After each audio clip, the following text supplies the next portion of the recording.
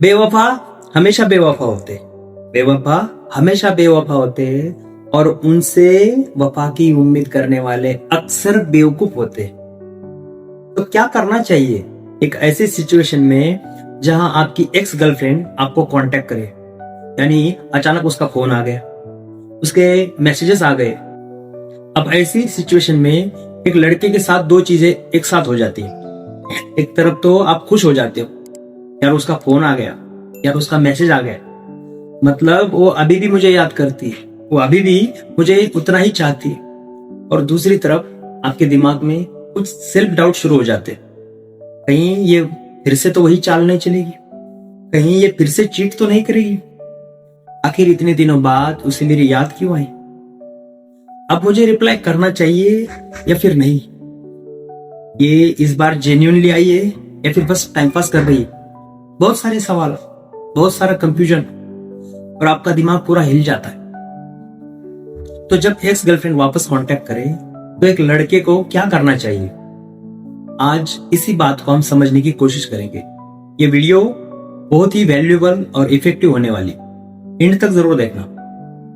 जब आपकी ex girlfriend आपको कांटेक्ट करती है, चाहे वो फोन कॉल हो, वीडियो कॉल हो, मैसेज हो या फिर किसी और माध्यम से, ऐसी सिचुएशन में एक लड़के को किस माइंडसेट के साथ इन चीजों को हैंडल करना चाहिए।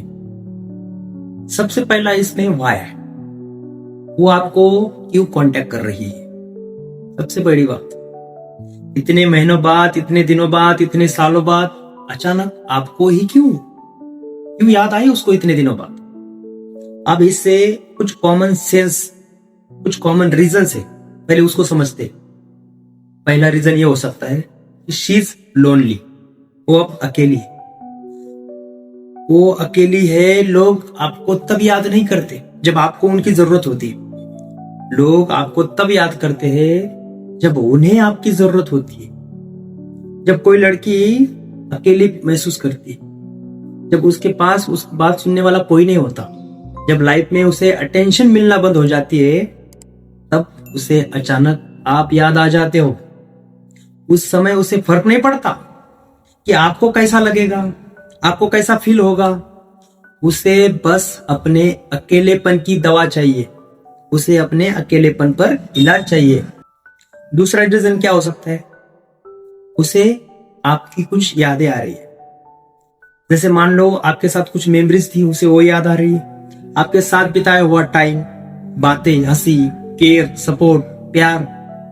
कभी किसी जगह गई तब याद आई आपकी, कभी कोई गाना सुन लिया, या फिर कभी अचानक कोई थॉट आया और उसने आपको मैसेज कर दिया, कभी प्यार से तो कभी ब्लेम गेम के साथ, जैसे तुम टॉक्सिक थे, तुम ऐसे थे, तुम वैसे थे, ऐसे भी कर लेती कभी कभी। एक पॉजिटिव भी हो सकता है और नेगेटिव भी हो सकता है। इसमें तीसरा रीजन है, शी हैड चेंज्ड। तीसरा रीजन, उसे लगता है वो अब बदल चुकी है, अब मैं मैच्योर हूं, अब मैं बेटर इंसान हूं, अब मैं रेडी हूं रिलेशनशिप के लिए। और हम लड़कों की सबसे बड़ी गलती यही होती है, हमेशा यही होती है कि हम सिर्फ शब्दों को देखते, एक्शन को देखना भूल जाते हैं और बहुत जल्द पिघल जाते हैं। लड़की का रिप्लाई और फ्लैट लड़का। इसमें चौथा एक रीजन हो सकता है, शी रियलाइज्ड योर वैल्यू। अब उसे रियलाइज हुआ हो सकता है कि आपने उसको कितना क्या दिया, कितना टॉलरेट किया, कितना सपोर्ट किया, कितना प्यार किया। जब लाइफ ने उसे अब घुमा फिरा कर थका दिया, तब उसको आपकी और आपके प्यार की वैल्यू समझ आई। ऐसा हो सकता है, ठीक है। इसमें पांचवा रीजन और एक हो सकता है, और ये रीजन बहुत ही डार्क, शो ऑफ। ये देखने के लिए कि देखो, ये दिखाने के लिए कि देखो अब मैं एक बेहतर इंसान के साथ हूं, तुम तो टॉक्सिक थे, अब मेरी लाइफ देखो कितनी सॉर्टेड है।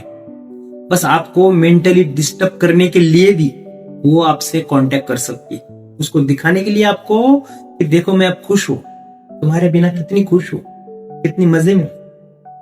इस पे एक शायरी है मेरी, होठों पर लिपस्टिक का रंग सांवला होना चाहिए, होठों पर लिपस्टिक का रंग सांवला होना चाहिए, जो भी देखे इन्हें वो बावला होना चाहिए। मैं देखना चाहता हूं कि कौन अच्छे से ज्यादा डसता है।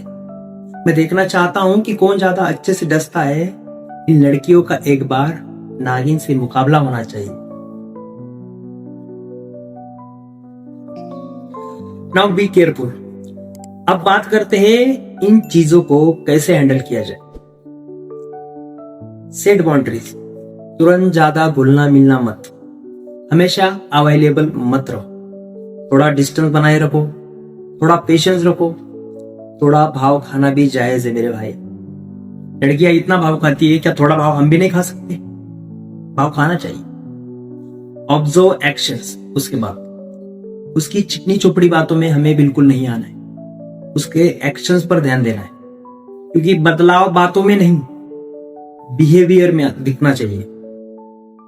उसके बाद है तीसरा नंबर, नो इमीडिएट अजम्पशंस। एक कॉल, एक सॉरी, एक इमोशनल मैसेज, ये चेंज का प्रूफ नहीं है मेरे भाई। तुरंत पिघल मत जाना, क्योंकि जल्दी का डिसीजन बाद में आपके लिए बहुत बड़ा रिग्रेट बन सकता है। उसके बाद स्टेप नंबर 4, सेल्फ चेक। अपने आप से पहले पूछो, उसका मैसेज आने के बाद, उससे बात करने के बाद आपको सुकून मिला या फिर आपके मन में बेचैनी बढ़ गई? अगर बेचैनी बढ़ रही है तो भाई जवाब वही है, कट जाएगा इस बार भी, ठीक है।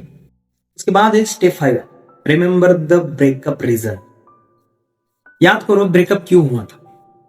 अगर चीटिंग की थी, वो रिस्पेक्ट कम करती थी, तो चांसेस हाई है, बहुत ज्यादा चांसेस है कि ये पैटर्न वापस रिपीट होगा। आपका मेंटल पीस किसी के रिग्रेट से बहुत इंपॉर्टेंट है।